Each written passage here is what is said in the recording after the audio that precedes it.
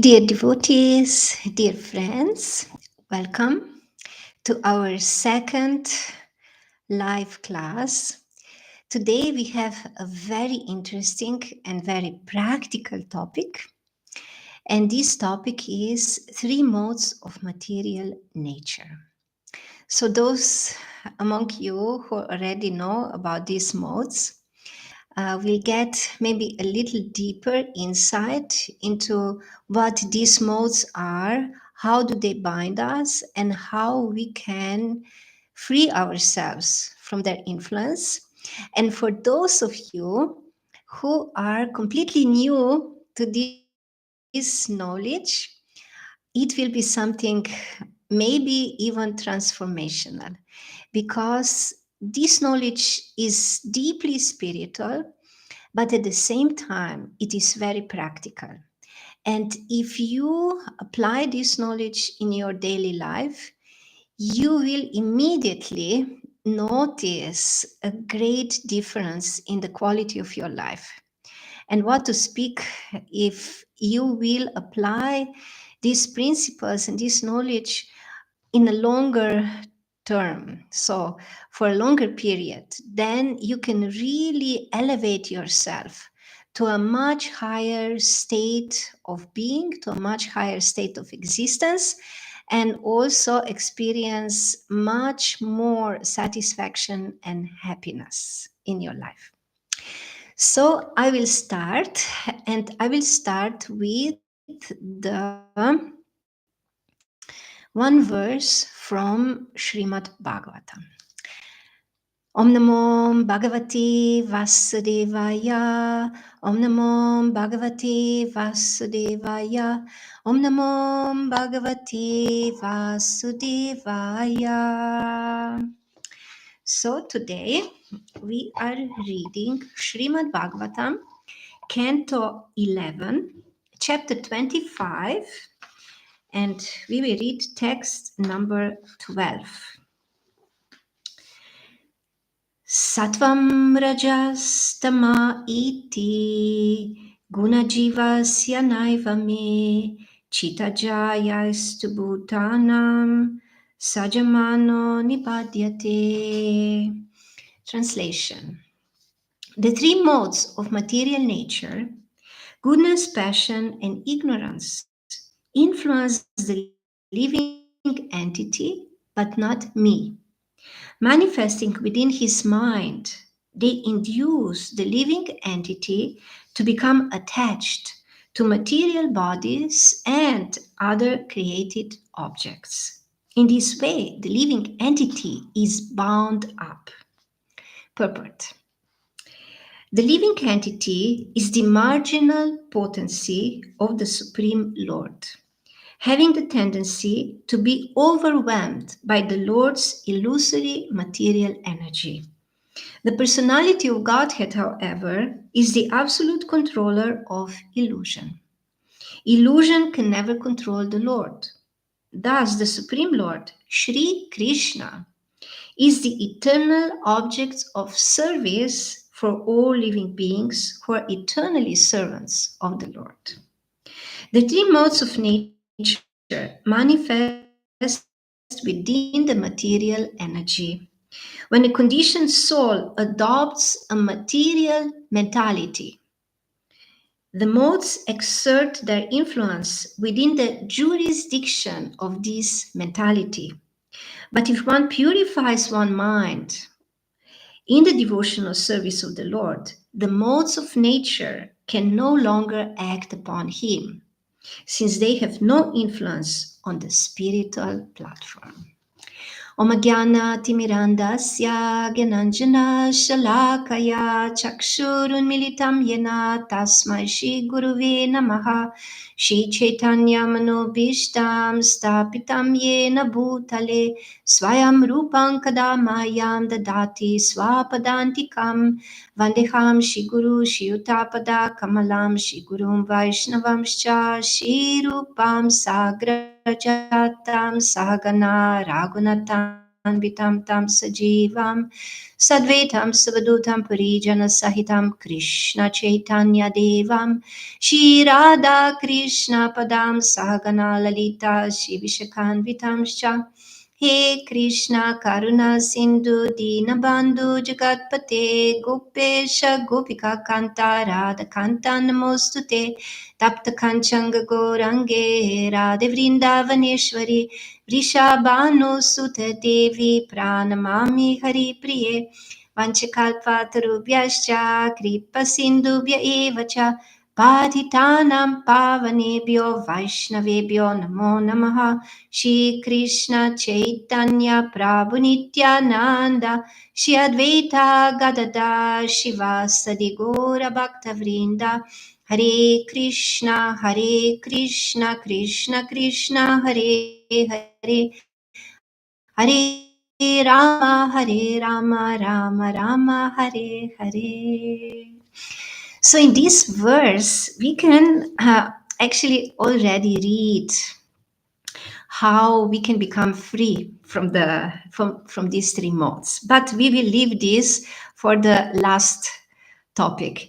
In the beginning, we will first discover what these three modes actually are. So I'll just explain it in just like in a very short and simple way.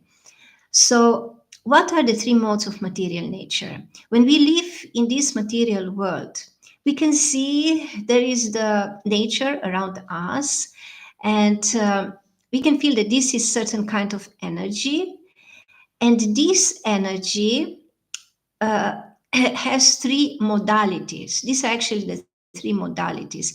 The material energy can act in three different ways. And these three different ways are as the mode of passion or modality of passion. In Sanskrit, we say rajas, as the mode of ignorance. In Sanskrit, this is tamas, and as the mode or modality of goodness. In Sanskrit, this is sattva. And every one of us is born within this energy, because the very body that we have, material body that we have in this world, our physical body, gross body, and also the subtle body, our mind, intelligence, and false ego, uh, is made from material energy. So material energy is not only around us, but is also within our body. Our body constitutes of the material nature. And it is, for every person, it is a little bit different, because there are innumerable combinations of these three modalities and how they affect a different person. And we are not affected just by one modality, but we are affected by all three of them, but in a unique mixture of all three of them. And sometimes or often one of the modalities will predominate. So, what we will look at today, we will read actually a very detailed description which describes how predominantly uh, uh, the influence of each of these modalities affects us, how this manifests in our mind, in our emotions, in our behavior. But before I go into this explanation, I would like to just give the very important understanding, which Adelina asked me. How do we get bound up? How do we get bound up? So I explained already that we are already born. So when we are born in this life, in this body, we are already captured within these modalities. They are already influencing us. And what is the main reason? The main reason is our mentality. This is very, very fascinating. So, if we understand this, then we can understand very clearly how to become free. So, here it is explained very nicely in text number 6 in the same chapter. My dear Udava, the combination of all three modes is present in the mentality of I and mine. The ordinary transactions of this world, which are carried out through the agency of the mind, the objects of perception, the senses, and the vital airs of the physical body, are also based on the combination of the modes. So, what does this really mean? I and mine, because we all refer to ourselves I. This is our identity, right? But this is specifically relates to the material identity and to the material mentality. And material mentality is centered around happiness and enjoyment in this material world. So this is the essence which starts our entanglement within the three modes of material nature. If I have the mentality that I want to enjoy this world, that I want to find happiness here, somewhere here, there is something, there is someone who will make me happy or what will make me happy. So if I have this mentality and I'm identifying in the material way with my body and with my mind, then I am subject to the influence of the three modes of material nature. And I must say, we all are subject because we all have this mentality here in this world unless we are very, very highly spiritually advanced. So now we will look closely descriptions of how each of these modes manifests within our mind, within our emotions and our behavior. So first, how does the mode of goodness manifest? Mind and sense control, tolerance, discrimination, sticking to one's prescribed duty, truthfulness, mercy, careful study of the past and future, satisfaction in any condition, generosity, renunciation of sense gratification, faith in the spiritual master, being embarrassed at improper action, charity, simplicity, humbleness, and satisfaction within oneself are qualities of the mode of goodness. So I will stop just briefly. So we can see these are all very beautiful, beautiful qualities, very beautiful values that a person has. Person who is in the mode of goodness has very beautiful qualities. Is self-controlled, is tolerant, truthful, merciful, has the satisfaction, the internal satisfaction in regardless of the external situation. This is something that we are all hankering after. We all want this. And here it is very simply explained. If you elevate yourself to the mode of goodness, so that you will be predominantly by the influence of the mode of goodness, you can attain the satisfaction of your heart. You will be peaceful, you will be satisfied, and you will have many, many good qualities. So even if you're not yet free from the material energy, from the modes of material nature. If you only can elevate yourself to the level of mode of goodness, you will already achieve happiness. Of course, it is on the material level, we understand that, but it's immediately the quality of your life will increase tremendously. But now let's look at the other two modes.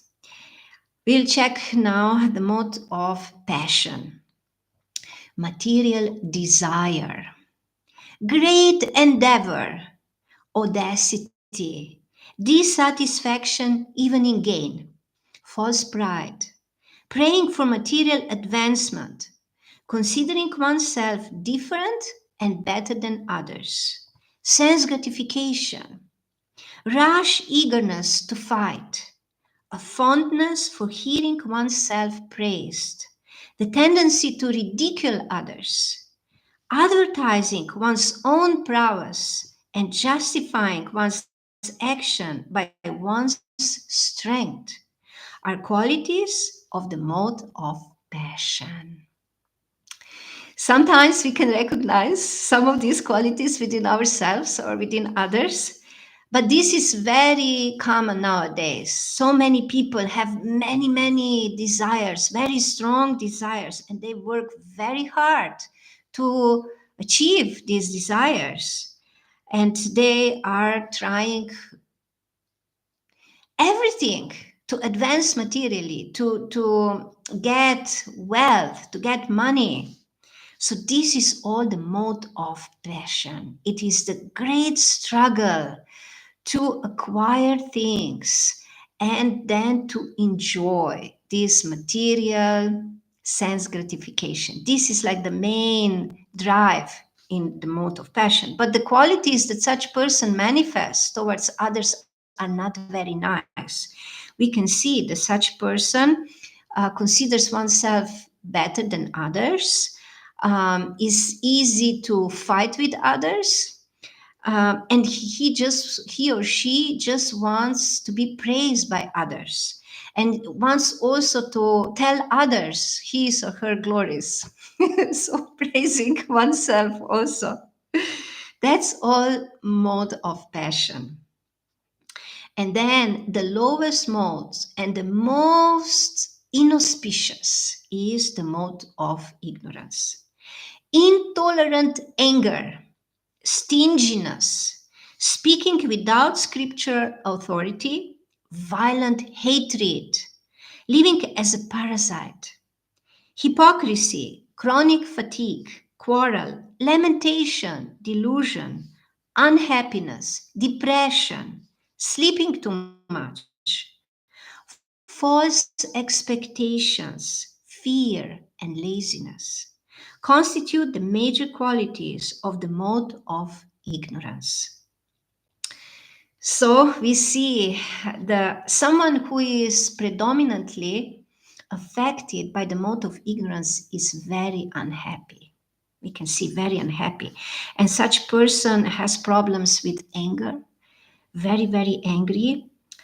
Such person is confused, generally confused in life, doesn't really know what to do, how to do it, how to go about things. It's depressed, very, very depressed, and it's hateful towards other people. And actually, it is also such a person is violent. It is actually elsewhere in Srimad Bhagavatam, where the Supreme Personality of Godhead, Sri Krishna, gives the different definitions. He also gives the definition of hell. And you know what is the definition of hell? Definition of hell is predominance of the mode of ignorance.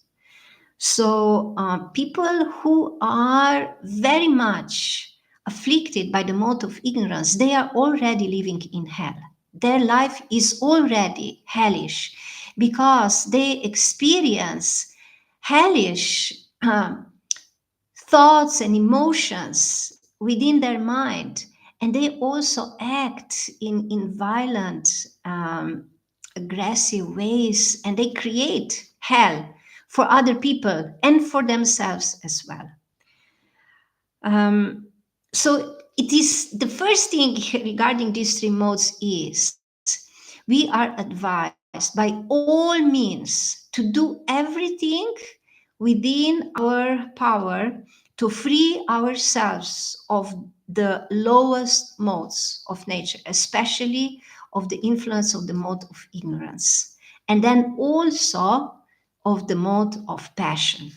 Very important, because as long as we are influenced by these modes, we are going to be unhappy because both of them cause unhappiness. As we could see, the mode of ignorance is happiness from the beginning to end, but the mode of passion, in the beginning, it gives some happiness. And we know this, when we get something nice, when we eat some nice pizza, ice cream, it's so nice. But then we tend to overeat, and then we have stomach ache, or we get some disease, and then it's pain. So this is the law of the happiness in the mode of passion. In the beginning, it's like a nectar, but at the end, is like poison. But the mode of goodness is different. The happiness in the mode of goodness is in the beginning like poison. Why is happiness in the mode of goodness in the beginning like poison? Because in order to elevate one's consciousness to the mode of goodness, one needs to do some austerity, some meditation, has to try to control the mind, try to control the senses. And this is difficult. This discipline is difficult for most of us, and it's like a poison. But if we continue and we persevere in this trying to discipline ourselves, then we can experience nectar.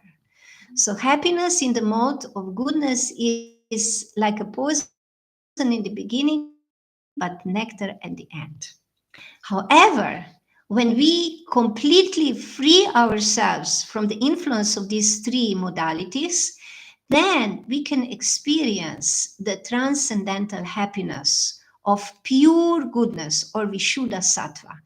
And the happiness in Vishuddha Sattva is happiness from beginning to end. Is happiness is continuously only happiness. So this is the difference. And this is actually where we want to come. Don't you want this? So we will see what we can do to get there. So the next thing that I would like to no, now we just briefly we got a little bit familiar with these modes, at least how they manifest in us. But now let's see how these modes bind us. And this is nicely explained in Bhagavad Gita as it is. And here we have, very nice. This is Bhagavad Gita as it is, chapter 14, text number 6. O sinless one, the mode of goodness, being purer than the others, is illuminating and it frees one from sinful reactions. Those situated in that mode become conditioned by a sense of happiness and knowledge. So this is the binding force. This is the binding force. And in the purport, the commentary, we can read, this sense of advanced happiness in conditioned life makes them bound by the mode of goodness of material nature. So, what happens when a person is elevated to that higher state of existence in the mode of goodness? He, as it said here in the translation of the verse, he becomes purified of the sinful reactions. What does this mean? He becomes free from bad karma. He becomes free from bad karma. So when a person becomes free from bad karma, then he is extinguishing his good karma, and that means he's happy. He experiences happiness. People in the mode of goodness are happy. And not only that, but the mode of goodness also is characterized by the ability to manifest knowledge. And this is also spiritual knowledge is manifested in the mode of goodness.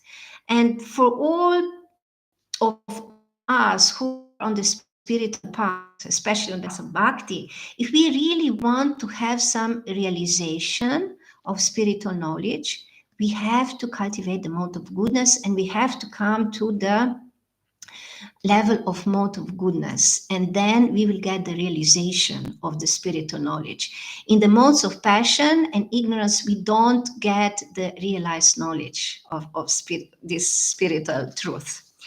So, but then there is this danger. When a person has this sense of happiness, life becomes much easier. There is internal satisfaction. The relationships become more smooth and more nice. General sense of happiness and the sense of knowledge, then this is the binding force, because the person wants this and becomes attached to this. This is the binding force. It binds him to this mode of goodness. But this, we should not stay here. But here is just a description. What is the binding force? This is in the mode of goodness. This is the least dangerous, we would say. Much more dangerous is the binding force in the lower modes. So let's see what binds one to the mode of passion. This is the next verse, Bhagavad Gita, chapter 14, text 7. The mode of passion is born of unlimited desires and longings, O son of Kunti. And because of this, the embodied living entity is bound to material fruitive action. So, what does this exactly mean? This means that I experience desires, and these are desires to be happy in this world. I may have different desires. I may have a desire to have my own home, my own house, my own car. I may have desire to graduate in the college, or even to get to graduate in spiritual college, to get spiritual knowledge. This can be also material desire. Or I may have a desire to have some very nice position. It can be in material society or in the spiritual society, to be recognized, to be respected, to be distinguished from others, how good I am, how advanced I am, how knowledgeable I am, how successful I am. These are all different varieties of material desires, both gross and subtle. So when we have all these desires, and these desires are driving force for our action, then we are strongly influenced by the mode of passion, and then we become very active, and then we start endeavoring, working very, very, very hard, not only in the material world for the material prosperity, but we can also endeavor very hard within a spiritual community and act within our spiritual service, like devotional service for our guru, for Krishna. But we have a material motive, and we actually want material enjoyment out of that. This is very, very common. So that means that we are influenced by the mode of passion. And this activity, when we are driven by the motive to enjoy the results of our work, this activity is called fruitive activity. This is fruitive activity. And this mentality, this kind of activity is binding force in the mode of passion. So as long as I am driven to work very hard, to endeavor so much to achieve something which I can then enjoy, that's mode of passion, and that binds me to the mode of passion. I will not become free. I will perpetually be affected by the mode of passion. And then, of course, we could see before, for such people, even if I am trying so hard and then I achieve what I wanted, I get that position, I get that recognition, I get that money, I get that prosperity. But do I find happiness? No. Even when successful, a person is dissatisfied, doesn't really feel happy because within the jurisdiction of the mode of passion, real happiness it's not possible. It's just a little bit of taste in the beginning. Oh, so nice! Now I achieve it, but then it's gone, and then you're left with a bad taste, or even something goes wrong, and then you're completely miserable. So this is the mode of passion. But now let's see the mode of ignorance. This is text 8. O son of Bharat, know that the mode of darkness, born of ignorance, is the delusion of all embodied living entities. The results of these modes are madness, indolence, and sleep, which bind the conditioned soul. So, what is the binding force in the mode of ignorance? You won't believe. It is sleeping. When you sleep so much, when you sleep too much, and here it is said, um, such a man sleeps at least 10 to 12 hours a day. So if you find yourself sleeping for 10 or 12 or even more hours a day, then you can understand that you're very much affected by the mode of ignorance. And this is very, very unfortunate. And this is the binding. So in one sense, we can see that each of these modes, when they bind us through some kind of pleasure or satisfaction. So, this pleasure or satisfaction in the mode of ignorance, sleeping, we kind of all like to sleep because, especially when you're tired, sleeping is very pleasant. But for a person who is deeply in the mode of ignorance, this becomes like his mode of life. He like sleeps a lot, really a lot. He like sleeps and dreams a lot, a lot. He's like, even from a spiritual point of view, we can understand that our existence here in the material world is illusion. But for a person who is very much in the mode of ignorance, he lives in illusion within the illusion. So it's like very thick and very deep illusion, and it's so much distress, so much misery, and so much suffering already in the mind. There is so much unhappiness, so much depression, so much anger, dissatisfaction. We really have to do everything possible to elevate ourselves to a higher platform, not staying in the mode of ignorance. And with this spiritual knowledge, we are equipped to do just this. So, how to do it? I will tell you now. So, here we have the formula, and then I will give very practical examples of how to do it, very practically. So you will be completely equipped to start immediately. So here we have how we can. So there is, of course, much more to be said about these modes, as I wrote in the description.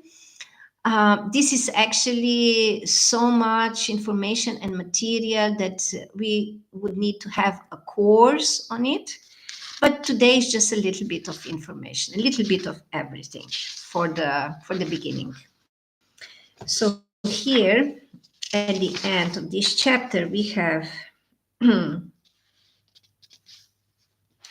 we have the formula how to become free from the influence of the three modes. A wise sage, and this is Canto Srimad Bhagavatam, Canto 11, chapter 25, text 35. And you can find this on internet. Even if you don't have this book, you can find it on internet. Just type Veda base and you will find it. A wise sage, free from all material association and unbewildered, should subdue his senses and worship me.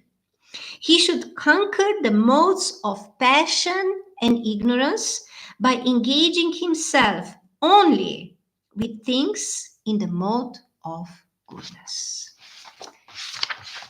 So, this is the formula. We cannot just jump immediately above these three modalities, above the material energy to the transcendental platform. It is not possible. First, we have to come to the mode of goodness. So, this is the first step. And then the next verse, 35, then being fixed in devotional service, the sage should also conquer the material mode of goodness by indifference towards the modes. Thus, pacified within his mind, the spirit soul, freed from the modes of nature, gives up the very cause of his conditioned life and attains me. So that's very nice. So now we know the formula. First, we need to elevate ourselves to the mode of goodness. And then from the mode of goodness, we can elevate ourselves to the transcendental plane, to the transcendental mode of goodness or Vishuddha Sattva. But how to do this? So this is the big question. This is the most important question. So this is also explained in the Srimad Bhagavatam.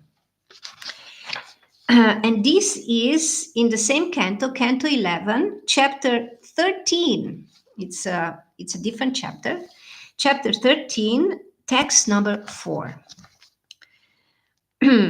According to the quality of religious scriptures, water, one's association with children or people in general, the particular place, the time, activities, birth, meditation, chanting of mantras, and purificatory rituals, the modes of nature become differently prominent.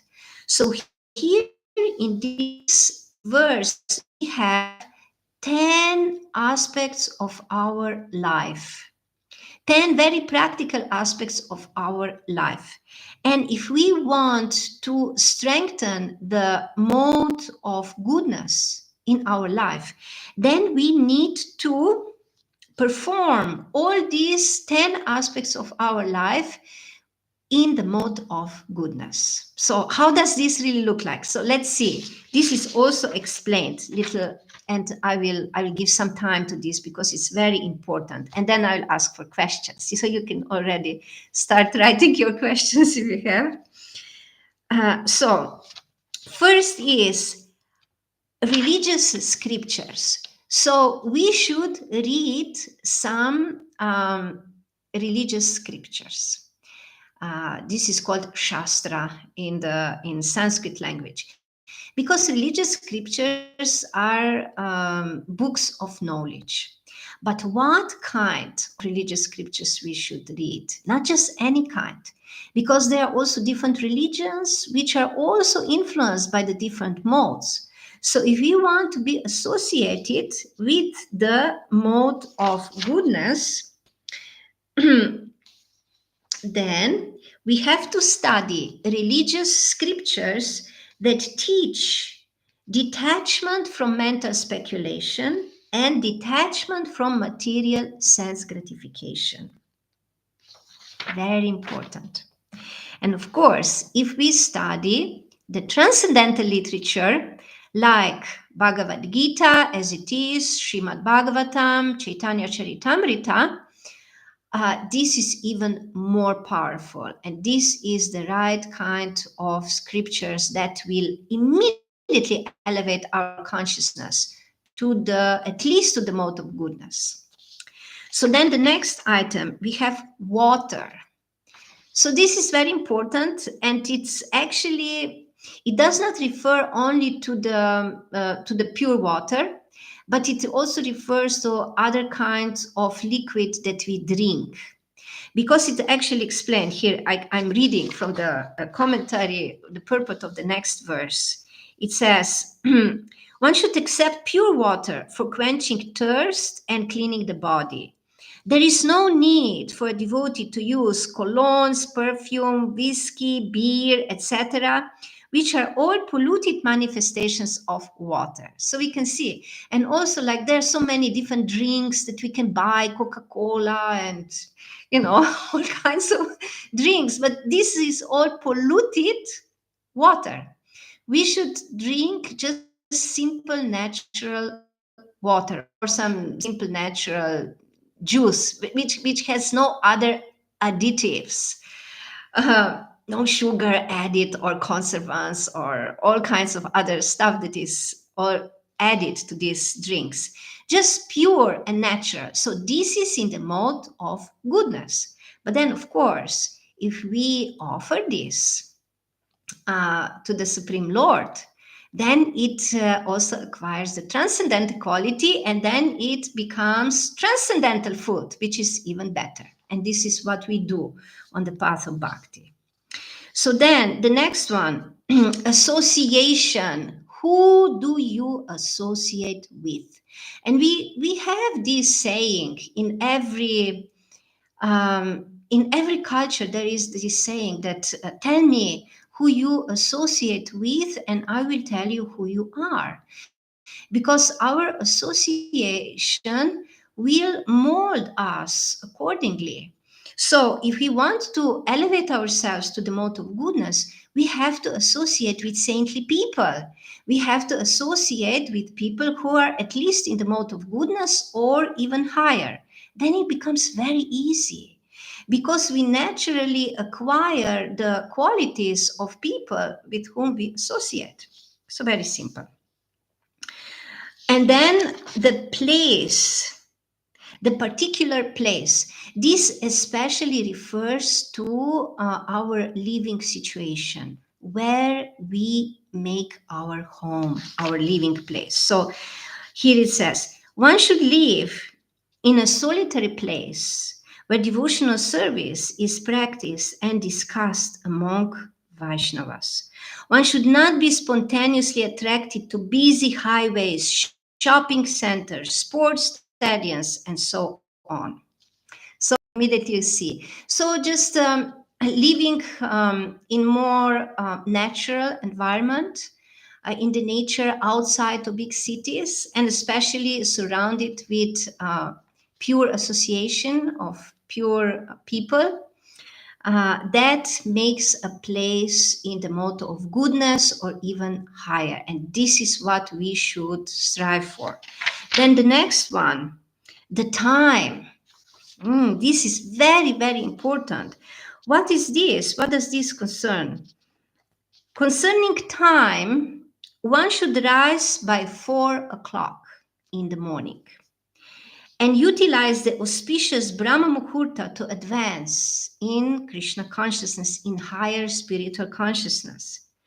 Similarly, one should avoid the sinful influence of hours such as midnight, when ghosts and demons are encouraged to become active.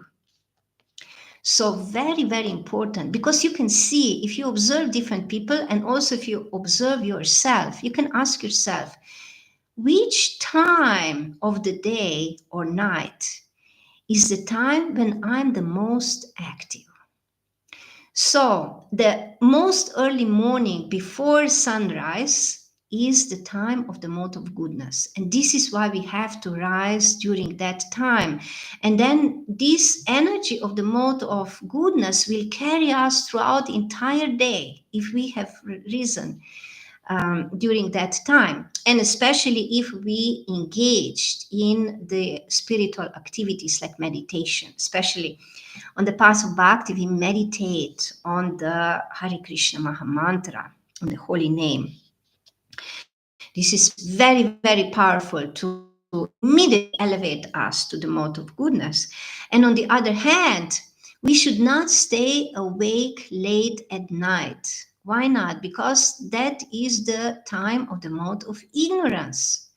It is the particular time, and it is very interesting actually. In other cantos of Srimad Bhagavatam, it's described that each of these modes it's a certain kind of energy that is activated at certain time of the day or night. So in the early morning before sunrise, there is the energy of goodness, and this enthuses and encourages people who are in the mode of goodness. Then during the day, you can see people like already around 7 or 8, you can see, you just look outside, you can see there is the rush hour on the street, there are cars, are passion, people are running fast, going to their workplace and engaging in their fruitive activities with great passion, with great endeavor. And then after the sunset, the mode of ignorance, and then people who are predominantly under the mode of ignorance, they become very awake, they become energized. And that is a particular energy that the mode of ignorance is giving at that time. They become enlivened, they become very active, they sleep or dream or just hang around during the day. They are not very active during the day, but at night they become very awake and they become very active. But this is very unfortunate because they also engage in many inauspicious activities, also criminal activities and very sinful activities. So we don't want that. This is why, if you want to increase the mode of goodness within your consciousness, go to bed early. Go to bed early. Early to bed, early to rise makes one healthy, happy, and wise. It's a very good saying in America. Very good saying. And it's true. And this is the mode of goodness. Rise very early, go to bed early, and you will elevate yourself to the mode of goodness. So then the next, the activities. Concerning and the activities, this now especially refers to our work, like our occupation. Concerning work, one should execute one's prescribed duties, follow the regulative principles of spiritual life, and utilize all of one's energy for pious purposes. Time should not be wasted in frivolous or materialistic activities, of which there are now literally millions in modern society. So we see here very simple instruction. So we should just perform our work, whatever our work we have, according to our abilities, talents. Everyone has to somehow maintain themselves, their families. So one should perform this work honestly, and one should also perform honest work, because many times people are also engaged in illicit activities or even criminal activities and acquiring money in these criminal ways. This is the mode of ignorance. If you want to be elevated to the mode of goodness, you have to have an honest work that does not cause any harm to anybody. And this is also more detail. You have to avoid any kind of like slaughter, like having to deal with the meat eating, like serving meat, or what to speak of being a butcher or something like that. It is very bad. It's a mode of ignorance. So you have to find another job. You have to find a job that is simple, non-violent, that you do not cause harm anybody, and that is honest work. And honestly work and acquire whatever you need for your maintenance, and follow the prescribed rules, follow the law. Don't go against the law, follow all the rules, and earn this money in a pious way. So if you act in this way, as far as you're acquiring money, then you will cultivate the mode of goodness and you will elevate yourself. So then the next one, Oh, Spela. Oh, wonderful. Oh, please accept my obeisances. Nice. There is already a question. I will come to your question shortly when I finish with this description. Uh, yeah, I will just finish with this description and then I will answer your question. So, the next one is birth. So here you may wonder, birth? How is this? We have already been born. So this is already done. What can I do? No, there is another birth. If you want to elevate yourself to the mode of goodness, you have to take another birth. And what is this another birth? This is explained here.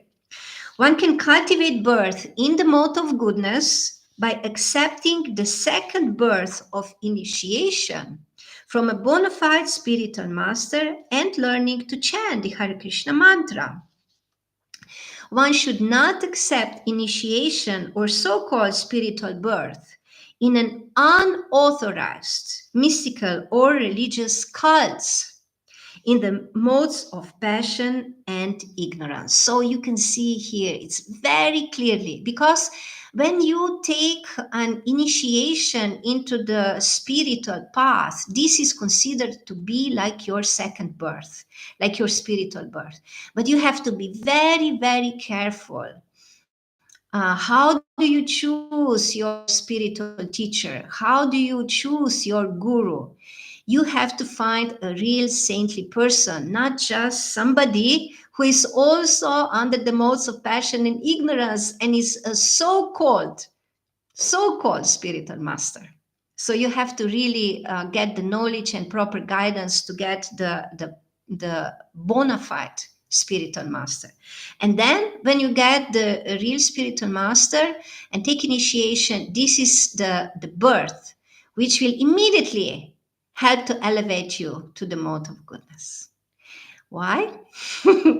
Because when you take initiation from a bona fide spiritual master, you become free from most of your bad karma, from most of your sinful activities. They are burned in the sacrificial fire when you take initiation. And you are relieved of the great burden which was on your shoulders, in your consciousness, in your mind, everywhere. And then you can you feel much lighter and much easier than it is for you to continue to cultivate mode of goodness. This brings you closer to the mode of goodness. So next, meditation. So meditation, one should meditate upon the Supreme Personality of Godhead as the enjoyer of all sacrifices.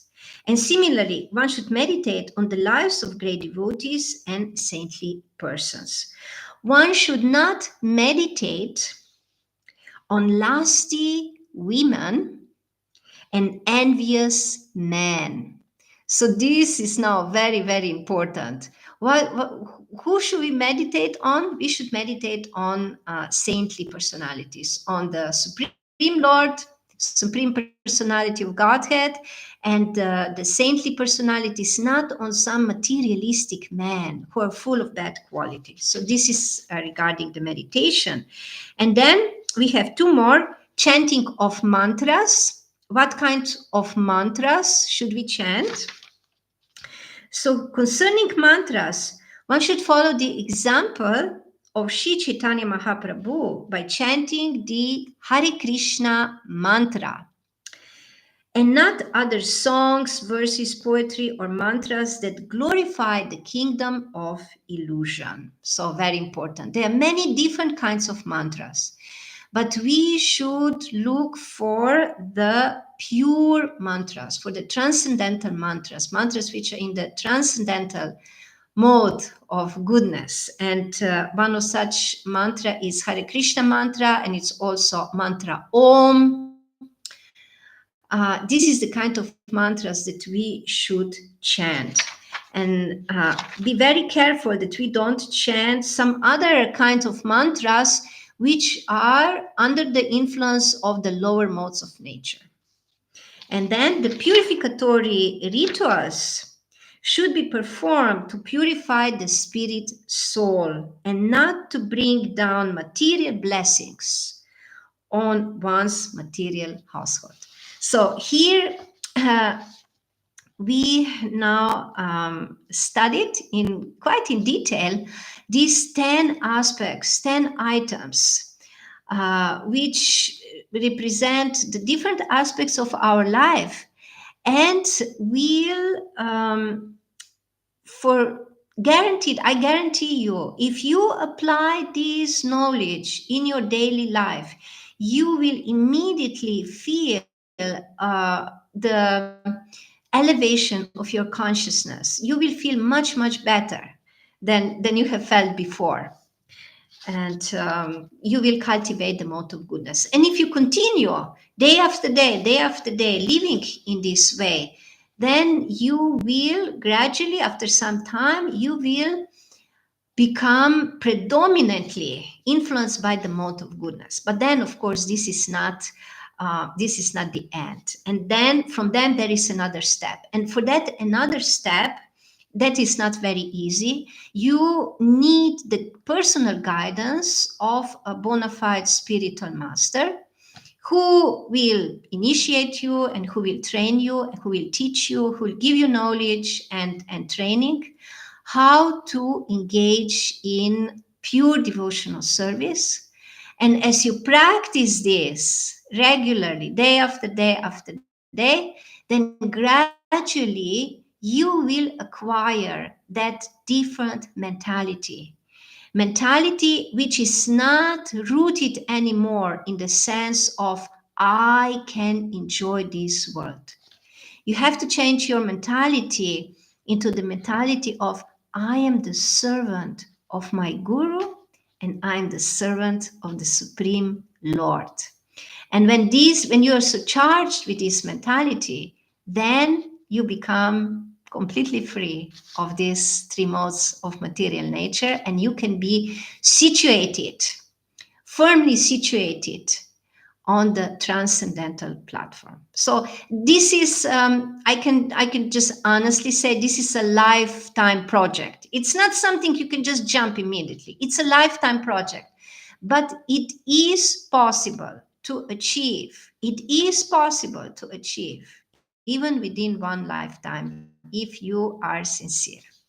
So I will end here, and now I will answer these questions. So here, Spela, she asked, sometimes different situations in our, actually she's not Spela, it is just her name here. Her real name, because she has a spiritual initiation, so her real name is Sarva Mangala Radha Devidasi. So sometimes different situations in our lives make us feel disturbed. How to stay sattvic and calm when we face difficulties? Okay, very practical question. I would say when we are disturbed, when there is a difficulty, it's most important that we can take shelter. When we are disturbed, we need shelter, but we need to take the proper shelter. So the shelter that we need to take is the shelter that will support us, and it is at least in the mode of goodness, if not transcendental goodness. So the best is if we can take shelter of the holy name, the Hare Krishna mantra, if we can take shelter of our guru, like by hearing from guru, hearing some lecture from guru, or hearing or reading some of this transcendental literature. But the most effective actually is if we can take shelter of a person, another devotee. It may be a friend, but someone who is at least in the mode of goodness, who is in the mode of goodness. And when we take shelter of such a person, then immediately, very quickly, much quicker than with other shelters, we can get relief. We can get relief. We can get support. And so then everything is much easier. So this is my short answer to you.